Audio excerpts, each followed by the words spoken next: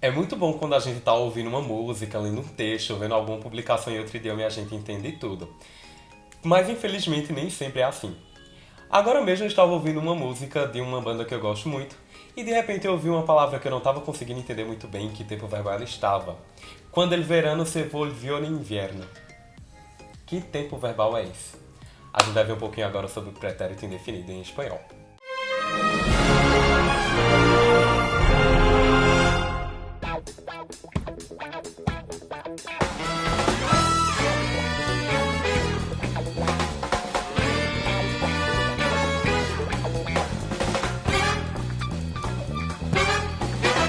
Ei você, tudo bem? Tô aqui mais uma vez para explicar um pouquinho sobre essa gramática espanhola. Bem, a gente sabe que o espanhol ele é muito parecido com o português, mas nem todos são flores, não é igual.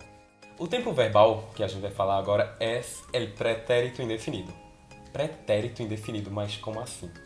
Pretérito indefinido é um pretérito que vai explicar uma ação, um acontecimento que aconteceu no passado e que já terminou. É uma ação única do passado, algo que aconteceu e que já terminou. Então, o pretérito definido ele vai explicar essas ações que aconteceram e que não voltaram a acontecer.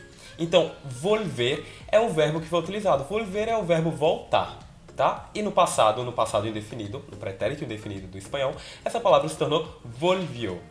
Bem, todo mundo sabe que essa questão de tempo verbal é muito chata, coisa que a gente aprendeu lá na terceira série, lá no quarto ano do ensino fundamental. Mas que mesmo assim a gente acaba falando e a gente não sabe em que tempo verbal ele está. Por exemplo, dormi, acordei, comi, sonhei, voltei. Todas essas palavras, todos esses verbos que eu falei, eles estão nesse pretérito indefinido. Então, como é que vai se dar esse uso, né, desse bendito pretérito indefinido?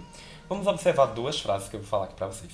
El año pasado, una chica que vino de Chile se quedó en mi casa por 5 días.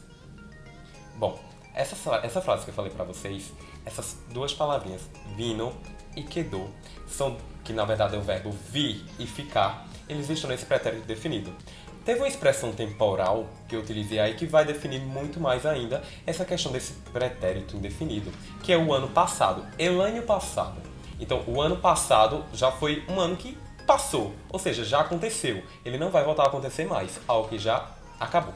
Existem outras expressões temporais também que podem nos ajudar a identificar melhor o pretérito indefinido. Por exemplo, ayer, anteayer, el mês passado, el año passado, la semana passada, el fin de semana passado. Então, essas palavrinhas são expressões temporais que vão indicar um tempo, tá bom? Elas estão nos indicando um tempo que já aconteceu, um tempo que já passou. Então, um pretérito indefinido. Mas e aí? Como é que a gente vai formar? Como é que a gente vai conjugar isso? A gente vai ter que prestar atenção naquelas três terminações. Por exemplo, a primeira conjugação, que são dos verbos terminados em "ar", a segunda conjugação dos verbos terminados em "er" e a terceira conjugação dos verbos terminados em "i". Então, para a gente entender melhor como isso acontece, como ele é formado, eu vou pegar um verbo da primeira conjugação, que é dos verbos terminados em "a", e vou conjugar para vocês, tá certo? Por exemplo, o verbo caminhar. O verbo caminhar significa caminhar ou andar em português, tá? Então, como ficaria essa conjugação? Yo caminé, tú caminaste, él caminó. Nosotros caminamos, vosotros caminasteis, ellos caminaram. Essas terminações que eu falei para vocês, e, aste, o, amos, astes e aram, elas vão se repetir em todos os verbos que terminam com ar, desde que eles sejam regulares. Já os verbos terminados em e e ir, eles vão ter outra terminação. Por exemplo, o verbo comer. Yo comí, tú comiste, él comió. Nosotros comimos, vosotros comisteis, ellos comieron. Os verbos terminados em ir, eles também vão ter essa mesma terminação. Então, i, iste, io.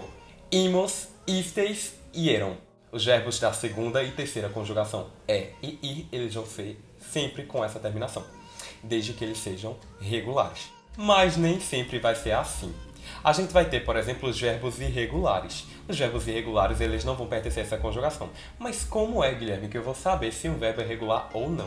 Eu vou precisar saber, primeiro, quem é a raiz e quem é o radical. A raiz é aquela parte que a gente vai poder mudar, por exemplo, a, e e ir. O radical é aquela parte que permanece, então é aquela parte que não muda. Quando essa parte ela muda em uma conjugação, ele sim é um verbo irregular. Então, existem diversos verbos irregulares. Estar é igual, vamos dizer estar. O verbo andar é igual também, andar. Ele é verbo ir e ele é verbo hacer, que é o fazer. Então, esses verbos, eles são dos principais que são irregulares. Existem diversos outros. Eu vou conjugar para vocês o verbo hacer, como ficaria, então, no pretérito indefinido, tá? Por exemplo, yo hice, tú hiciste, él hizo. Nosotros hicimos, vosotros hicisteis, ellos hicieron.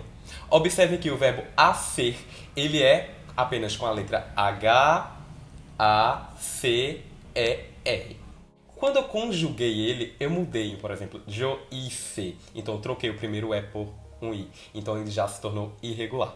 Vamos ver então alguns exemplos. Yo tuve una cita muy importante. Ella tuvo un compromiso que no podría ser remarcado. Nosotros estuvimos en casa desde el último lunes. El año pasado viajé con mis amigos. Uma dica também para que vocês consigam fazer essa conjugação mais rápida, por exemplo, é primeiro, em uma frase, identificar quem vai ser o sujeito para poder dizer qual vai ser a terminação que vai ser mais indicada para ele. Por exemplo, se eu precisasse completar essa frase. Yo, Panamá, para Londres el año pasado. Viajar. Então, eu vou precisar conjugar o verbo viajar para o sujeito yo. Então, yo viajé para Londres el año pasado.